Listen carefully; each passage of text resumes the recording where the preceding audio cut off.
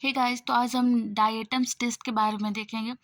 तो एक्चुअली ये डिटेक्ट करने में मदद करता है कि ड्रोनिंग जो हुई है वो एंटीमॉर्टम है कि पोस्टमॉर्टम है। ओके, सो ऐसा इसलिए है क्योंकि अगर एंटीमॉर्टम ड्रोनिंग हुई है, यानी कि अगर इंसान ड्रोनिंग से पहले अलाइव था, तो वही एक अलाइव इंसान ही जो है वाटर को और एयर को ब्रीद इन कर सकता है।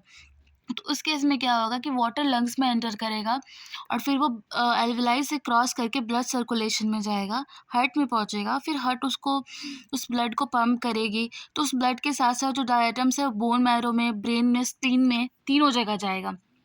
तो इस टेस्ट में हम लोग जो है नाइट्रिक एसिड का यूज़ करते हैं, HNO3 का यूज़ करते हैं, बिकॉज जो डायटम्स होता है वो एसिड से रेजिस्टेंस उसके पास रहती है, तो वो डिस्ट्रॉय नहीं होता है एसिड से। तो हम लोग जैसे ही उसको बोन मैरो में ऐड करेंगे तो बाकी सब कुछ डिज़ोल्व हो जाएगा, लेकिन डायटम्स बच जाएगा।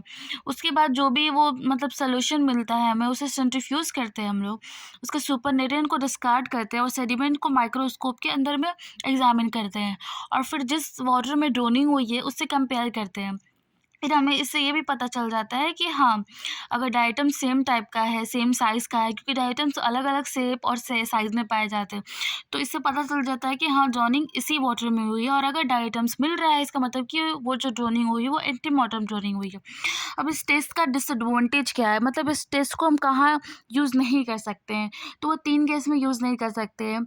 अगर इंसान जिस जिस पानी में डूबा है, उसी उसी पानी का सोर्स वो as a drinking water use कर रहा है, तो इस टेस्ट को हम यूज़ नहीं कर सकते हैं। दूसरा है कि ड्राई ड्रोनिंग का कंसेप्ट मैं आपको नेक्स्ट वीडियो में बताऊंगी। अभी बस सिंपली ये जान लेते हैं कि ड्राई ड्रोनिंग में ना वाटर लंग्स में एंटर नहीं करता है, तो उस केस में भी डायटम्स नहीं मिलेगा, तो हमें पता नहीं चल पाएगा कि मतलब क्या हुआ क्या नहीं हुआ। तो ड्राई ड्रोनिंग के केस में भी हम इसे यूज़ नहीं कर सकते। और तीसरा हाइड्रोक्यूशन, इसको भी मैं आपको नेक्स्ट वीडियो में बताऊंगी। तो हाइड्रोक्यूशन के केस में भी हम इस टेस्ट को यूज़ नहीं कर सकते। तो this is all about the diatoms test. Thank you, hope you like it.